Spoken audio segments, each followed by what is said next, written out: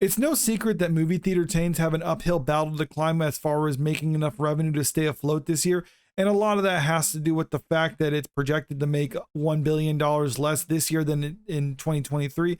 And keep in mind, 2023 was still a pretty bad year for theaters. Even though it was slightly up from the previous year, it was still overall down from the pre-pandemic levels when the government forced movie theaters to shut down. So there's a lot of work that needs to be done in order for these movie theater chains to stay afloat. And it doesn't help the fact that the 2023 strikes in Hollywood caused a lot of delays. So many movies are being pushed back until the following year. That means the movies that are going to be coming out in 2024 need to bring in more on average than movies from previous years. And while some of them look like they're not going to do too great, other ones actually are a little bit more promising. And one of them is Dune Part 2, which is the first big budget movie to come out in 2024. And with the early box office projections for it, it's looking like it's going to do pretty good because they just had the advanced tickets go on sale and so many people were trying to get advanced tickets. It actually caused the AMC website to crash temporarily. We got this article right here talking about what was going on with those early ticket sales. Dune Part 2 seems like it's going to be a hit at the box office. Tickets for the film, which doesn't drop until March 1st, went on sale Friday and seemed to crash the AMC website and cause problems elsewhere as well. Other ticket sites like Fandango also reported outages as well, but it wasn't nearly as severe. This article talks about that too. There did seem to be a rise in issues with Fandango as well, though Down Detector showed it wasn't nearly as severe. It even says right here that the issues they had on the Fandango site wouldn't necessarily even register as a site outage. It's mostly something that just affects AMC customers who were signed into their accounts either on the website or on the app. Some might say that this doesn't suggest that the movie's selling really well. It could just be a problem with the AMC website. But you also have other sources saying that the early projections for Dune Part 2 look really promising. We got this right here where it's saying the 3-day opening weekend. So mind you, this isn't like some special holiday weekend. This is just a standard Friday through Sunday opening weekend. And it's saying it can make $100 million domestically.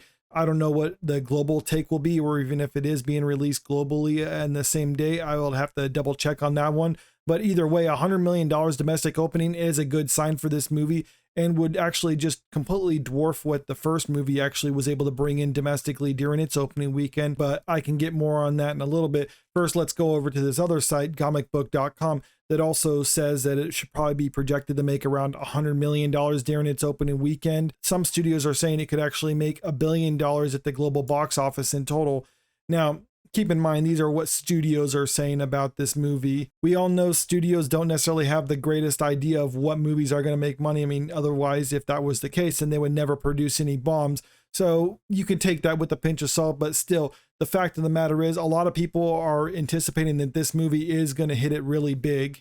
When comparing that to the first movie in the franchise, you can see 2021's Dune brought in $41 million domestically during its opening weekend, which does seem kind of low for a movie with a budget of around $165 million.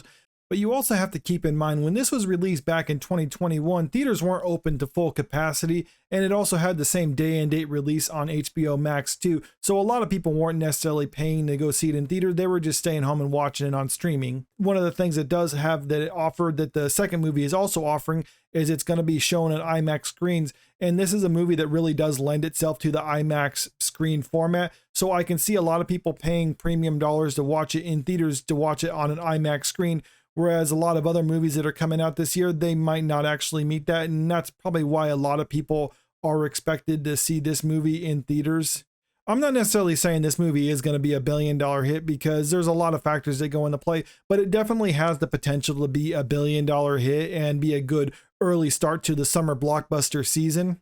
In all honesty, I feel pretty bad for theaters because they didn't necessarily ask for this. And I'm not talking necessarily about like the AMCs or the Regal theaters, the big chains. I'm talking about like the small independent theaters whose job it is to try to showcase some of these movies coming out of studios. And it's just an unfortunate thing that a lot of the major movie studios are just putting out stuff that people don't want to watch.